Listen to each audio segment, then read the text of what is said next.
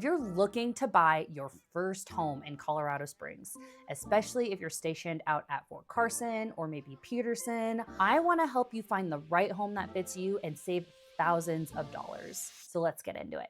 If you're unsure where to start, you are not alone in this journey, I promise. So today I'm going to be covering 5 tactical steps you need to start your home search journey. The first one is going to be mastering your budget, so know how much you're going to need to spend. Next, nail down your timelines. Know exactly when you want to be moving into your home. And then from there, you want to pick the right agent, because they're going to be your stressor buffer. And then after that, you're going to want to identify your must-haves and your deal breakers when it comes to a home, because you don't want to move into a house that you're just not going to love forever. And then make sure you stick around to the end, because I'm going to help you target the most affordable neighborhoods that fit first-time home buyers. So step 1, that is going to be your financing. What can you actually afford? So there is this common myth about getting pre-qualified, because for some reason, a lot of people think that getting pre-qualified to start your home search journey is gonna hurt your credit or just lock you into purchasing a home, but that's just not the case. A lot of lenders will do a soft pull on your credit, so that way you understand what your budget looks like before you even start. And the reason why I always want buyers to get pre-qualified before they even start window shopping for their home is that what if you do find this house you absolutely love, and then you want to make an offer on it? Being pre-qualified can take anywhere up to a week. And by that point, maybe somebody else put an offer on that house, and now the house that you totally fell in love with is gone. And the reality is, getting pre-qualified, it's just information, right? It's not a commitment for you to actually purchase. It's just kind of showing you exactly what your options are going to be. My next recommendation when it comes to getting pre-qualified is just shop around. You don't have to settle on the first lender that you get pre-qualified for. I would just make sure that when you are getting pre-qualified with a different lender, that they're doing a soft pull on your credit and not a hard pull, which is totally doable. And if they're not going to be doing a soft pull, I would just kind of skip it and go to the next lender, because there's plenty of lenders out there that'll do a soft pull on your credit to kind of show you what you're pre-qualified for. And the reason why I recommend that people shop around is because each lender is just going to have different rates that they can offer you, different programs for like down payment assistance. They'll have different like lending fees and loan options as well.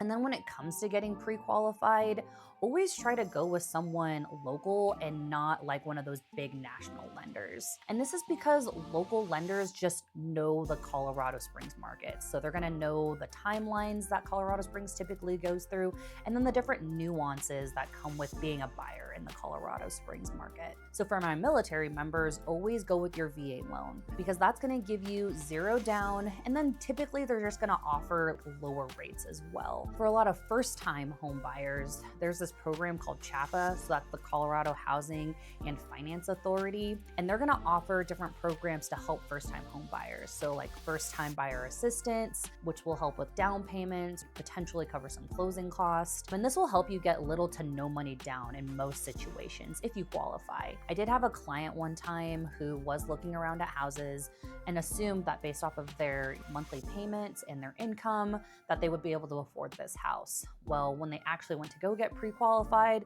they didn't get pre-qualified up to the amount that the house was. So in the end, they fell in love with this house, but they just couldn't afford it. Always get pre-qualified ahead of time.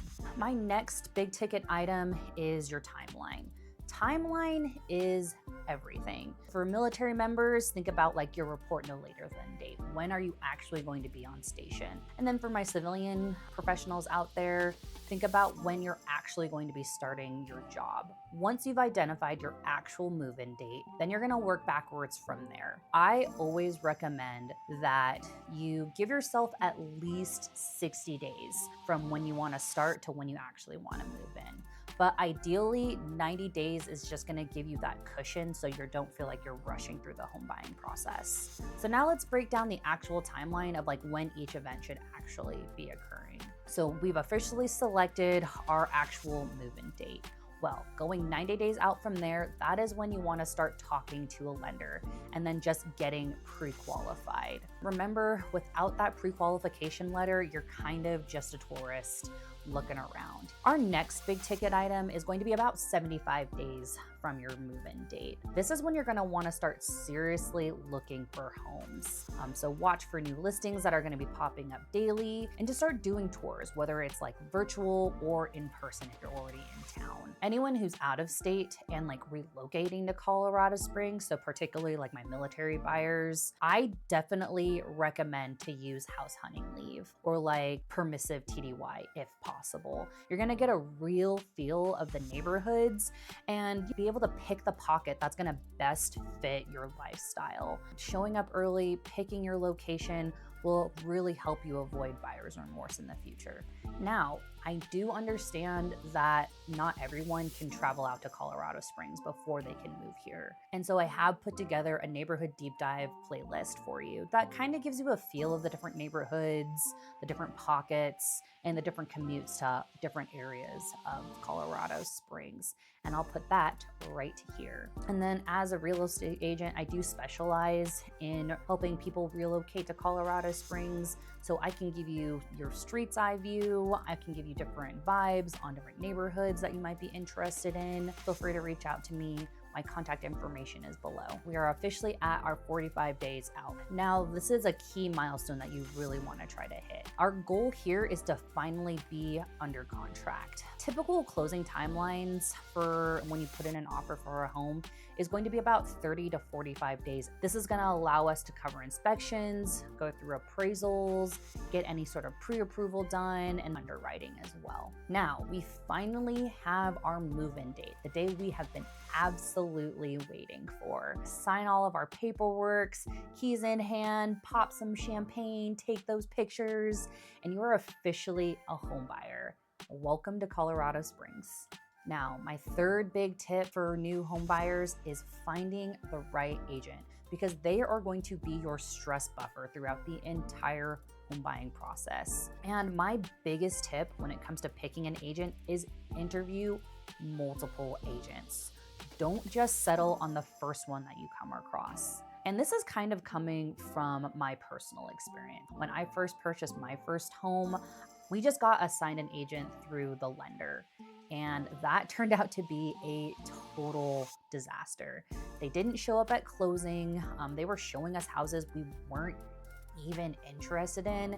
And they were just giving us really bad advice overall. Like, they didn't even do a final walkthrough with us to like look at the home before we signed our papers. So you can really tell they just weren't in our corner. They were just kind of looking to make a quick paycheck. And so with our second purchase, we kind of learned from that mistake. We ended up emailing 10 different agents, and out of those 10 agents, only 2 of them responded, which is a huge red flag for those other 8 agents. Without them actually responding, it was kind of an indication that they just didn't have the time for us. And you want to have an agent that wants to make you their top priority. As you go through your interview process, these are the things I would recommend looking out for. Make sure they have good local knowledge and just their responsiveness, because you want someone who's going to be taking care of you and your needs. So some smart questions I recommend people ask is like any sort of builder concessions.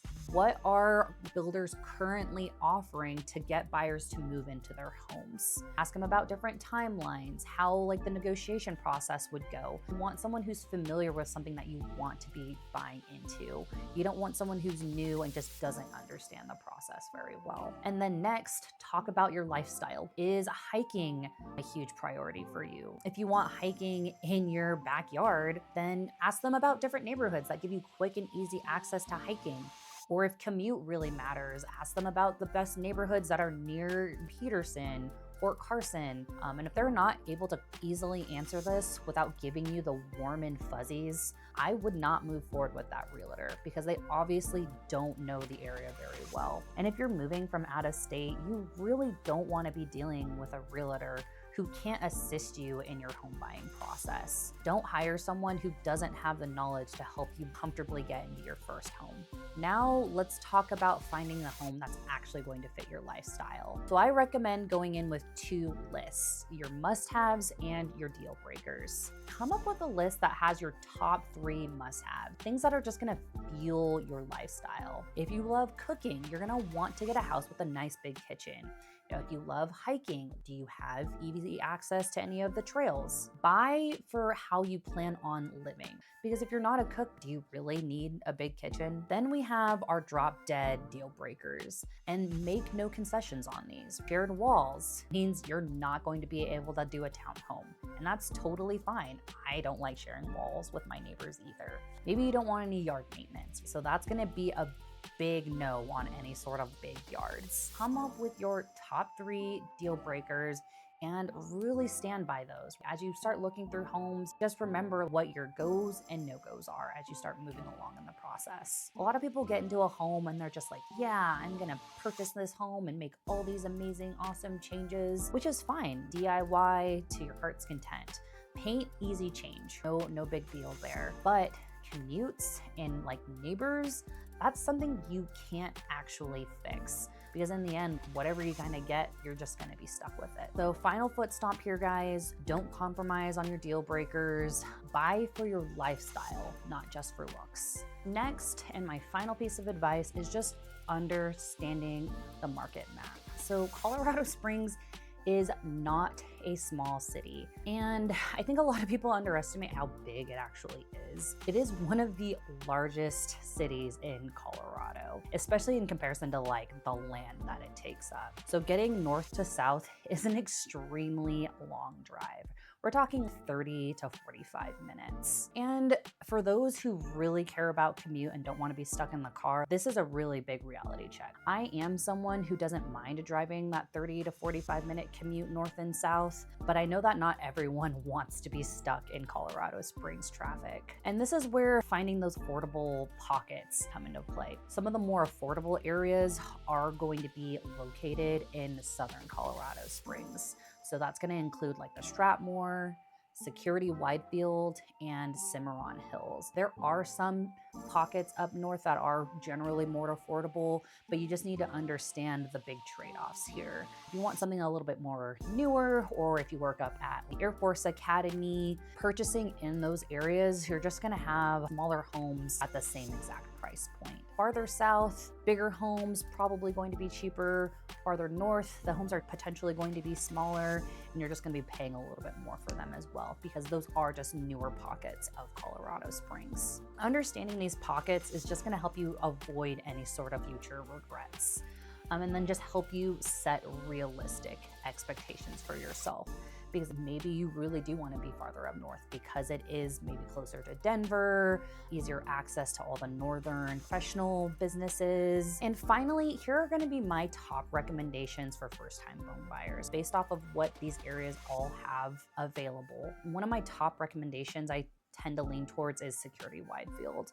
This is just going to be the most affordable area near Fort Carson, and it's just going to have a really good mixture of older communities and newer communities. And the medium home prices here do tend to sit below the city average, so I do think this is going to be the area where you're just going to get most for your dollar as a first-time home buyer. Next is going to be Fountain. It's a small town kind of feel. It actually has a really good spread of homes here as well. So you're gonna get a lot of newer homes that are a little bit farther north, but you can also find some older homes on some land as well. They are gonna be slightly pricier than what you'll find in Security-Widefield, but it is going to be a great start for any like Fort Carson or Peterson families. Next, we have our Powers Corridor. This is like the growth hub of the city. Really good mixture of like new builds and established communities as well. It's gonna give you a really good central access to everything, which is why I really recommend it for like a lot of younger home buyers, because it's just an area of convenience. So you're really not going to have to go far for any sort of shopping needs, and you're going to get easy access to a lot of different parts of the city. It's going to provide you some easy commutes to Peterson, the airport, and any of your major professional companies up north. My final recommendation is going to be Stetson Hills and Cottonwood. And Stetson Hills is off of the Powers Corridor, but I wanted to like target this one specifically, while Cottonwood is like below Briargate. So it's just an older neighborhood, but it has more of like the Briargate feel. In my opinion, it's the northern affordability like sweet spot. As a first-time homebuyer, this is going to be a really great area for you to get the size that you might want without having to pay like those bigger prices. It's a more central location. It's going to give you easy access to most of Colorado Springs and avoid that like luxury zip code pricing. All right, guys, to wrap things up, I know buying a home when you're young or just starting out in your military career can be extremely exciting, but also extremely terrifying. But I know that renting for some people just isn't the path that they want to go because it doesn't fit their financial goals. Colorado Springs is one of the best places to build wealth because there is that consistent military demand, which makes it a great place to invest in real estate. If you're PCSing to Fort Carson or Peterson and just finally ready to take that first step into home ownership in Colorado Springs and want to run your specific numbers or just need an experienced agent who will work for you, I would love to help. My contact information is below. Don't forget to like and subscribe to get more advice to help you start your vivid life here in Colorado Springs. Thanks for watching, and I'll see you in the next one. God dang it, you two.